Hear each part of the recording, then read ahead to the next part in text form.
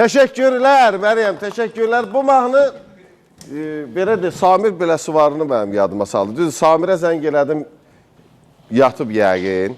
Çünki bu havada. Bəli, özü hədiyyə eləyib, aranjman hər bir şeyi. 2 də mahnı verib mənə. Hədiyyə təqdim edib. Niyə? Çünki yaxın dostluq, ailəvi dostluq həqiqətən çox yaxınıq. Yəni nə bilim özü istədi, verdi də, amma heç bir qıza yəni mahnı verməyib. Birinci yəni. Aydındır. Yəni təmənnasız, bəli, pulsuz, parasız. Pulsuz, təmənnasız yəni. Dedi buyur ifa elə. Bəli.